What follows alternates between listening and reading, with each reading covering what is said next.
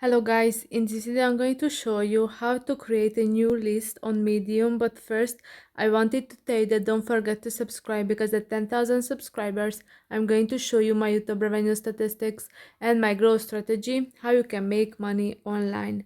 So first open the app, then you have to go to the saved articles, which is at the bottom of the screen, the third icon. Click on that and then you can see the new list option.